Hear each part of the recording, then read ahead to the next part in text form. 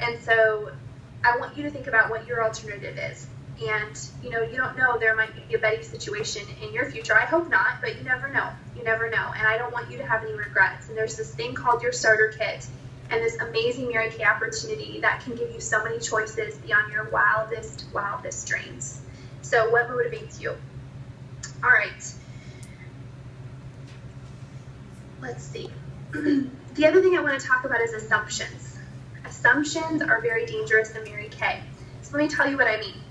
Probably one of my biggest ahas in Mary Kay ever was that National Sales Director Thea Elvin, she had had a director's meeting, and I was a brand new sales director. And this was a time in Mary Kay where there wasn't a lot of women in their 20s. I was kind of the minority at the time. And so it was me and a bunch of women probably over the age of 35, and I was 21. And there's probably over 100 women in this room. And Thea was doing like a Q&A. And I stood up and I said, Thea, you know, my name is Carta, and I'm really excited to be a brand new sales director. And Thea, I really want to recruit women that are older than me. I just feel like, you know, no one takes me seriously because I'm only 21, and I just can't recruit anyone that's older than 21. And so she looked at me, and if you know Thea, she's kind of like the Stacey James, like when her mouth opens, you just know God is going to like speak, and like a light is going to shine down. And like, oh, you know, that's kind of how she rolls. True. And so I'm like waiting for this profound answer with my notebook in hand, and she looked at me and she said, I'm really sorry you think that. Next question, please. I mean, you can imagine my jaw dropped. I was like mortified. She came back and she said, Leah, I'm trying to prove a point to you. You're telling yourself that story. And that was one of the biggest ahas I've ever had in my business. Because as women, you guys, I'm here to tell you the brutal truth. We are so horrible to ourselves and the things that we tell ourselves and the lies that we tell ourselves. And so what assumptions have you made about this business? You know, maybe I feel like I'm too young. Or where's Nikki Craig in the room? Maybe Nikki said, well, my mom's a national, so people, you know, don't look at me the same way. I've heard that from several national daughters. I hate to call you out, Nikki, but that's an assumption. Like, people make these assumptions. And so, you know, maybe you're saying, well, gosh, you know, in order to be a top sales director, I have to be in Mary Kay X amount of years. Or, you know, gosh, I haven't been in Mary Kay long enough to earn our pink Cadillac. Which, sidebar, we have a director in our area. Her name is Courtney Morgan. She's been in Mary Kay for 8 months. 8 months. And she just finished her triple star. Wow. And she just finished her qualifications for her pink Cadillac June 30th. Wow. Woo! Wow. Okay? Just something to think about. So assumptions. Maybe you've said that. I haven't been in Mary Kay long enough. Or gosh, I don't know. You guys could, write down what your assumption is. Whatever the thing is that has been holding you back in your head because you've thought that. And you know what? I'm here to tell you that it's a lie. It's a lie holding you back from your dreams. And so I want you to cut it out. I want you to cut it out. Your national gave me permission to say that. That's right. Where's Nikki Craig? Nikki, you got to go on that trip this year. We're having a private conversation later. Okay. All right. Anyway. Okay, so the other thing is that great leaders, in order to become a great leaders understand value and things that they can't see. I want to tell you guys one other quick story. And Tammy, how am I doing on time? What time is it? Keep going, my friend. We'll tell you when you've got 10 minutes. Okay, perfect. Okay. So I want to tell you another quick story about Anna Dorr. And this is going to change your perception a lot, okay? So it was 2 seminars ago, and it was my last seminar as a sales director. And if you're newer to Mary Kay, when your unit completes, like in the top 3 of your seminar, you get to speak on stage.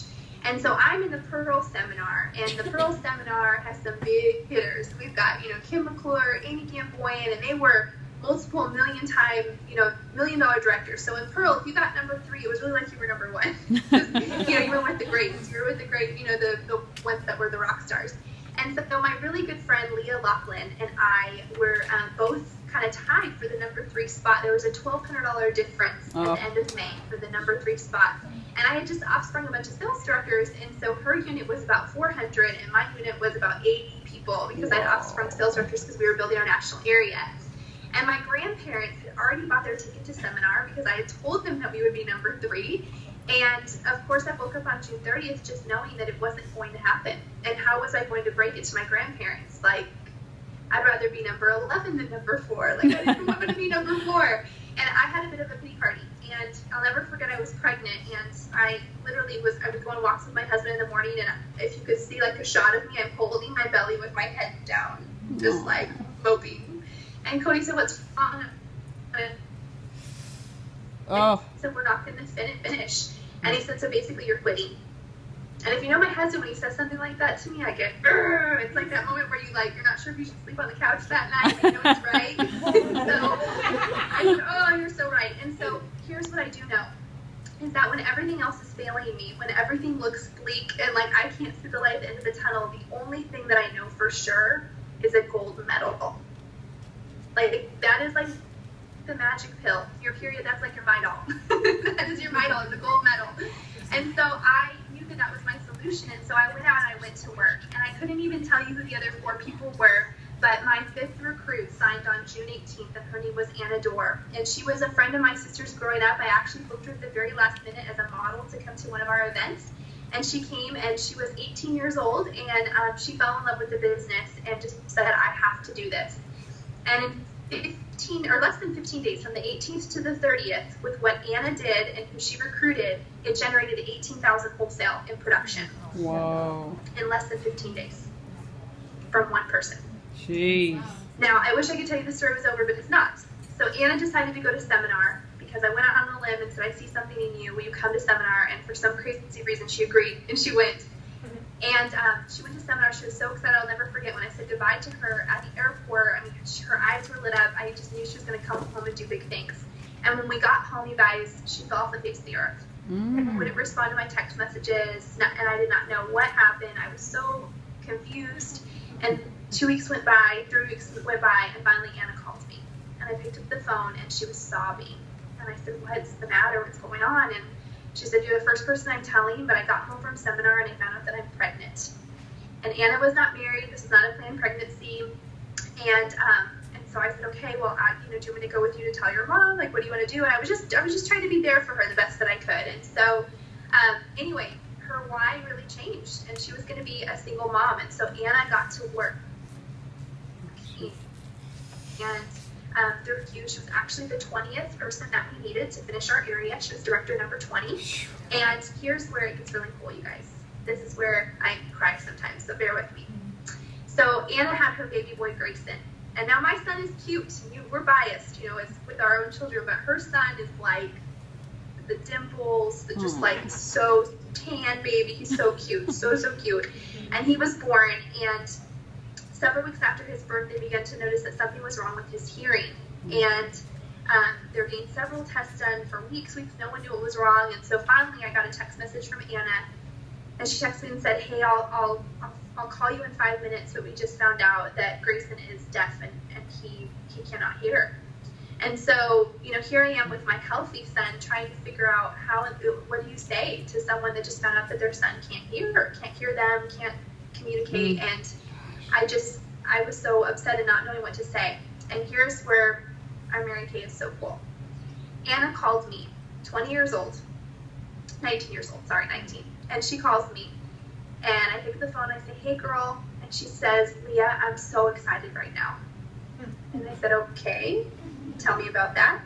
And she said, "You see, Leah, because my commission check was so high last month, I was just able to book a private sign language tutorial for my entire family, or tutor for my family that will come in once a week and tutor my family on how to communicate with Grayson.